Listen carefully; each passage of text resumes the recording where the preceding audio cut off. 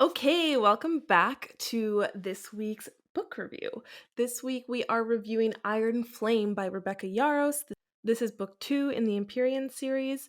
If you have not read Fourth Wing, which is book 1, you can click to watch my review on that book, and I strongly recommend you go read that book because this book is not a standalone. It is a continuation in a series, and you must read Fourth Wing to understand and enjoy Iron Flame.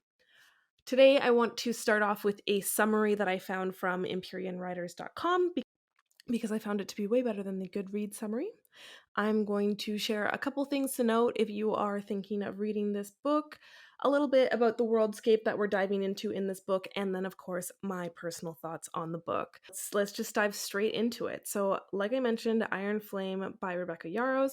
This is the second book in the Imperium series, with the first book being Fourth Wing. The third, fourth, and fifth book are not released at the time of this recording. The third book will be released in 2024, but we don't currently have a release date for that.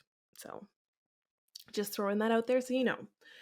The summary, the back of the book, it starts with this quote that we hear repeatedly throughout this book, and it's even mentioned in the first book. And the quote is, "The first year is when some of us lose our lives. The second year is when the rest of us lose our humanity." And that is a quote by Zayden Ryerson, and he's referring to going through Basquiat War College. This college, there's 3 years, first, second, and third year, and so he's referring to Violet entering the second year of college and how much different it's going to be, that you're not so much focused on losing your life, but you're more so focused on keeping your sanity.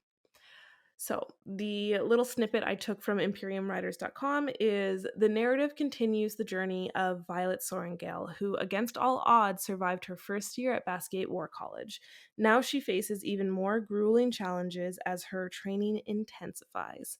However, Violet is not one to be easily defeated. Despite her physical frailty, she possesses a sharp mind and indomitable will.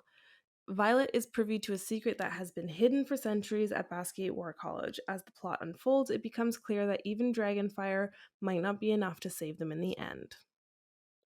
Personally, I liked this little snippet better than the back of the book page or the Goodreads summary, because I found the Goodreads summary to be quite vague and almost even repetitive from what the first book's summary was, and it doesn't really give you a picture of what's to come. But what's to come, things that I want you to note as a reader, is this is once again a cliffhanger ending. I will give it up to Rebecca Yarros. She does these quite well. The first book was a doozy. This book, even more doozy. Very controversial. Please don't look it up online if you haven't read the book, because there's a whole lot of arguments on the ending of this book. I'm going to go out there and say that I actually agree with this cliffhanger. Probably a very unpopular opinion, but just know there is a cliffhanger ending and the third book doesn't exist yet. I want to say, and I'm going to repeat this throughout this whole review, is that expect dissatisfaction from Iron Flame. When you read a second book, you're bringing in the questions that you had from the first book, and this book doesn't answer those. So just expect dissatisfaction. If you have great willpower, which I do not have, I recommend waiting for the third book to come out before reading this one, because hopefully it will be able to actually satisfy us. But I read it. I couldn't wait. I don't regret that I read it, but I'm also now sitting here just give me a release date on book 3. And like I mentioned before, this is the second book in a series. It is part of a series. It cannot be read as a standalone. Please don't read this book if you haven't read Fourth Wing, because honestly, I don't think it would make any sense. Okay, so this book is really split between 2 parts of Basquiat War College and then Building a Revolution. My biggest grief with this book is that nothing is thoroughly explained, and all the questions, all the scenarios that we were hoping to have wrapped up in this book, it just doesn't happen. There's constant situations where it's okay, they're having the conversation, we're gonna get answers, and then it's an interruption consistently for 600 pages. an interruption. Like, I kid you not, and that's why I would say this book is the definition is unsatisfying. I do believe, and I'm crossing my fingers that I'm right, that this book is a setup for what's to come in the Empyrean series, that this book is like the building block that will make book 3, 4, and 5. Because in book 1, we got to be introduced to the world, meet the characters, see all this action, and this book really builds the background of a whole lot of different things, of dragons, of their history, of the continent, of leadership. There's so much information being shared and so much not being said at the same time. So, in my personal thoughts, of course, once again, Xaden is asking Violet to keep his secrets, but this time he is asking way more than he did in the first book, and the risks are way higher. And we see the risks come to light in this book, and it's not pretty. And yeah, so you'll see their relationship progress in that way. And I feel like we can see a lot of growth in Violet in this book of her as a person because she was always quick thinking and witty. But I feel like she becomes more strategic in this book in her actions and in her thoughts. But at the same time, I feel like her maturity regresses when it comes to her relationship with Xaden. Of course, to add tension to the relationship, there becomes the other woman situation. And it's just, I feel like it was done not the best. It was very stereotypical. There's nothing creative about the approach the other woman used, or the arguments that happened, or the defenses that come up. It's all very like done before argument. So I wasn't a big fan of that. Like, if I was to be beta reading, I would probably have said take this out or make it more original.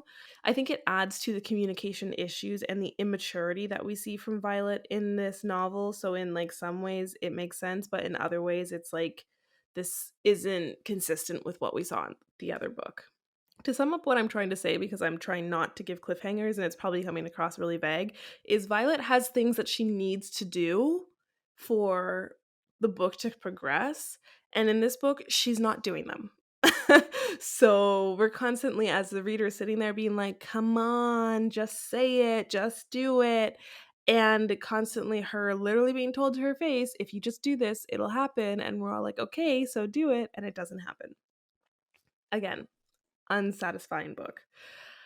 There's a whole lot of new characters introduced in this book, but I don't see any of them really move forward into the place of secondary character just yet. I think we're going to have to wait to see book 3 to see who kind of shuffles around and moves into secondary character place. But I do feel like if you watched my review of Fourth Wing, I do feel like what I predicted from Fourth Wing ended up coming true with Iron Flame, and that is that the deadline, I'm speculating, but the deadline impacted the quality of the book. The style of writing, the level of detail, the plot line even, it's just not the same level that Fourth Wing was at. I even saw quotes from Rebecca Yarros that the third book doesn't have a release date yet because she didn't prioritize her mental health with the second book and she suffered because of that. So, as much as I wish there was a release date for the third book, I respect her taking care of herself, but I can also see how rushing to meet the deadline for the second book, it was impacted in the writing, in the detail, and in the just the lack of finesse in the storyline. I've even seen some people go as far as to say that they believe parts of the book was written by AI because it's just not the same level at all. And last, my thoughts on the cliffhanger. I'm not going to say what happened and give away spoilers, but I want to say why I agree with the cliffhanger despite the internet being up in arms over it. Yes, the cliffhanger is devastating and it doesn't paint a pretty picture for what's to come, but at the same time, based on everything we know about this character, everything this character has said, it is perfectly on trend for when presented with these two choices, they made the choice that they did. Just my opinion. but I think that it made perfect sense that what happened happened. So, if you have read the book and want to discuss this, like please comment below. Don't give any spoilers for those who haven't read it, but tell me, do you agree or disagree with the ending of this book? And if you are considering reading it, please drop your questions below. I hope this helped. Don't forget to subscribe and leave a comment below.